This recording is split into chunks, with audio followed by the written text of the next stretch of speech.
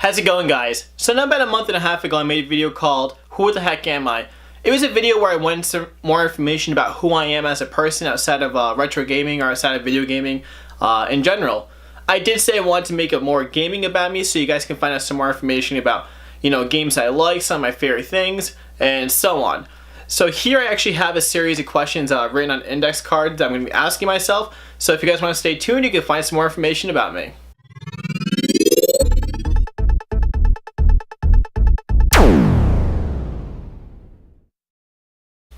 So question number 1, what got me into retro collecting?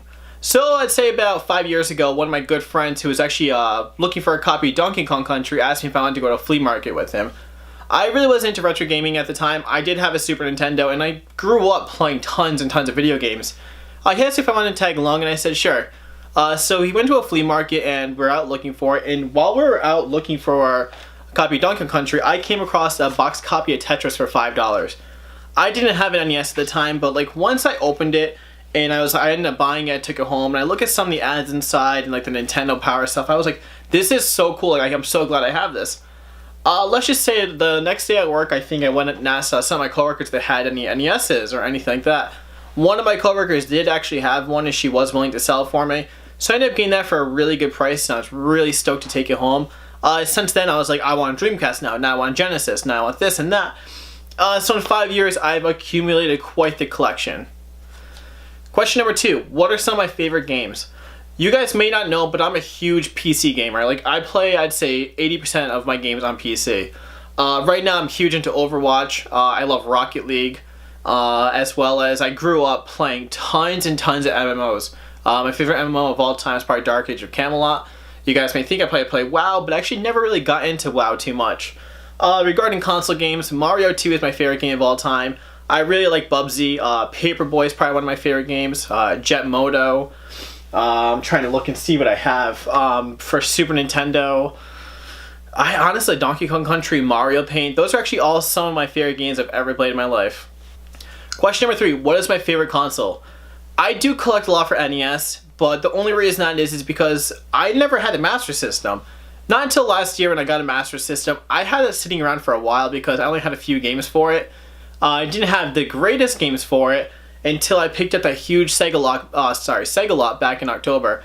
Once I got that lot, it pretty much added, I think it's 70-75% of the Master System library directly into my collection. So as I got to play the Master System, I realized the Master System is freaking awesome. It's probably my favorite console of all time right now. It is really hard to say that because I did grow up playing the NES, but I don't know, something about the Master System, I freaking love it.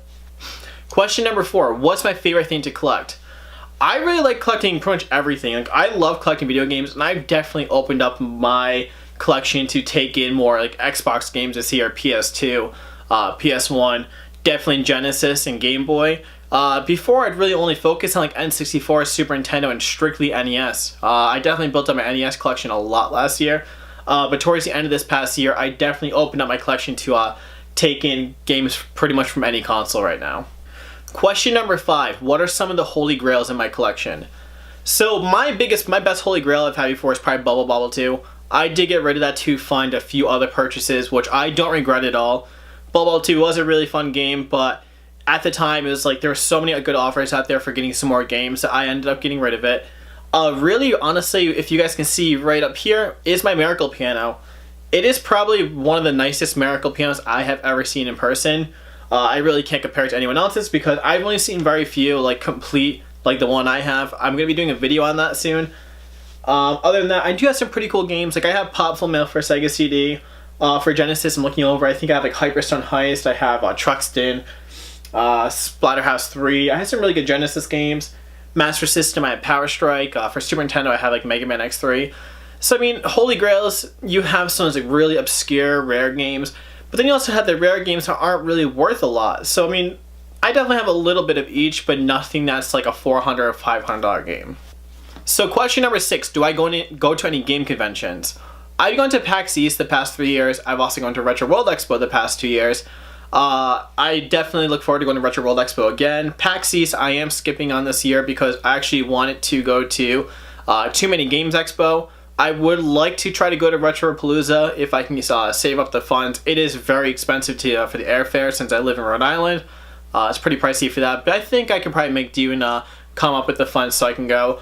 But I will actually be going to Connecticut GamerCon at April 1st and 2nd, and there are a few other conventions that are pretty local to me in Connecticut and Massachusetts, I believe. Maybe even some in New York as well that I'll definitely like to try to go to. Question number 7, do I have any goals for my collection? So I did make a video on that too, where it kind of was actually my 2017 goals video for YouTube and collecting. So right now I'm at 476 NES games. I want to hit 500. My Master System set I think is at 84. I want to hit 100, and those are complete in box. Super Nintendo I'm about like 230 I believe. I want to hit 300.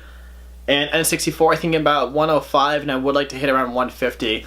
One of the biggest goals I really had for myself for this year was to change my game room, and I did. Definitely a game room tour video coming soon. I know I put one out pretty late in November, but this room looks so much better now. You guys can't really see too much, but it looks a lot better than it did before.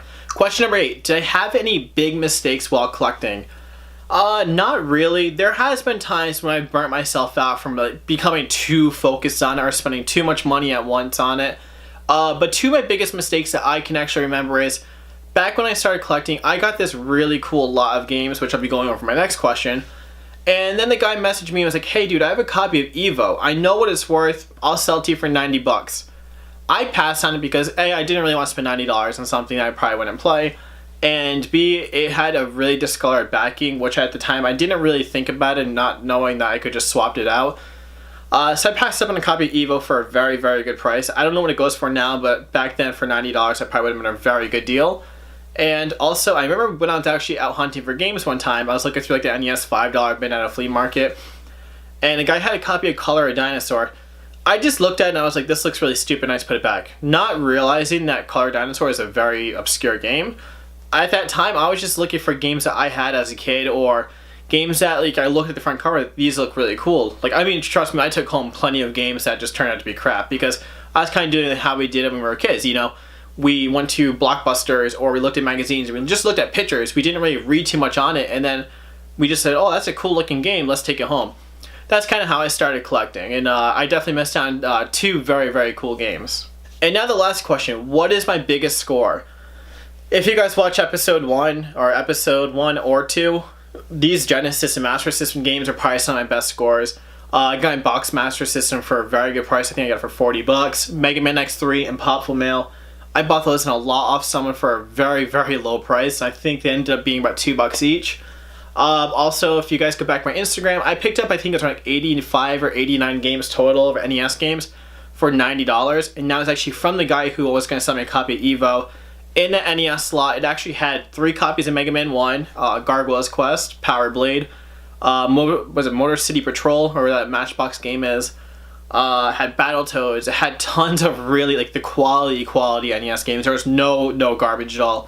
They may have been like a copy of like Bases Loaded and maybe a few other sports games, but in that lot was strictly Marios and Zeldas and Mega Mans and pretty much everything you'd actually want in a collection to make your collection like really strictly quality games over quantity. So that about sums it up for the gaming edition of the About Me. If you guys have any other questions you want to ask me about, you know, my game room or or pretty much anything about me video game related, feel free to in the comments below. If you guys did like this video, definitely give it a thumbs up, and if you haven't subscribed yet, definitely do that so you can check out the future content. I have quite a few videos planned for you guys. But as always, thank you so much for watching and have a great week hunting.